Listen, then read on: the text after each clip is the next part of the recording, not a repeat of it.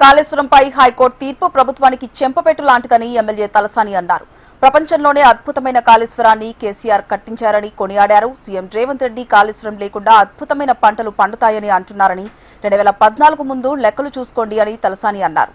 కాళేశ్వరం 2 పిల్లర్లు కూలితే ఇంత రాద్ధాంతం చేస్తున్నారని, సుంకిలా రిటర్నింగ్ వాల్, ఎస్ఎల్బీసీ ఘటనలపై కాంగ్రెస్ నేతలను ఉరితీయాలా అని ప్రశ్నించారు. 650 పేజీల కోచ్ కమిషన్ రిపోర్టును 60 పేజీలకు మార్చి ప్రభుత్వం లీక్ చేసిందని ఆరోపించారు. కేవలం బీఆర్ఎస్ ను బద్నాం చేయాలనే కుట్రలతోనే ఇదంతా చేస్తున్నారని మండిపడ్డారు. పరిపాలన గాలికి వదిలేసి హెలికాప్టర్లో గాలికి తిరుగుతున్నారని తలసాని శ్రీనివాస్ యాదవ్ అన్నారు. నీళ్లు నిధులు నియామకాల విషయంలో ఒక ట్యాగ్ లైన్గా తీసుకున్నటువంటి కేసీఆర్ గారు అద్భుతమైనటువంటి పరిపాలన, ఈ దేశానికి ఒక ఆదర్శవంతమైనటువంటి రాష్ట్రంగా తీర్చిదిద్ది వితిన్ షార్ట్ టైంలో కాళేశ్వరం లాంటి అద్భుతమైనటువంటి ప్రాజెక్టు, ప్రపంచంలోనే అతిపెద్ద లిఫ్ట్ ఇరిగేషన్ ప్రాజెక్ట్.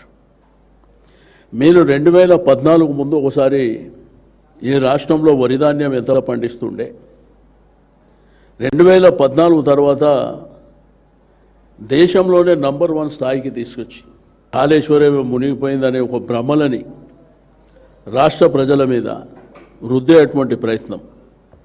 ఇప్పుడు సుంకిశాల రిటైనింగ్ వాల్ కూలిపోయింది, అదేవిధంగా పెద్దవాగు కొట్టుకుపోయింది, ఒట్టెం పంపు మునిగిపోయింది, ఎస్ఎల్బీసీ మీకు అందరికీ తెలుసు. ఇప్పటివరకు ఆ 8 మంది సచిన్రా బతికినరా కూడా తెలియదు. మరి దీనికేం ఊరి పెట్టాలన్నా మేము? రెండవది, కాళేశ్వరం ప్రాజెక్టు ఘోష్ కమిషన్ వేసినప్పుడు ఆ ఘోష్ కమిషను సరే వ్యవస్థలో ఉన్నటువంటి దానికి సంబంధించినటువంటి అధికారులను కానివ్వండి, ఇంజనీర్లను కానివ్వండి, అందరినీ కూడా పిలిచింది. కేసీఆర్ గారు, హరీష్ రావు గారు కూడా వాళ్ళు విట్నెస్ కింద పిలిచారు. ఆ రిపోర్టు 650 పేజీల రిపోర్ట్ని వీళ్ళు కుదించి 60 పేజీల రిపోర్టుగా మార్చి దాన్ని వాళ్ళు ప్రజెంటేషన్, ఎందుకంటే ఒకవైపున కమిషన్ రిపోర్ట్, ఆ నివేదిక అనేది ప్రభుత్వానికి చేరినప్పుడు లీక్ చేయొద్దు.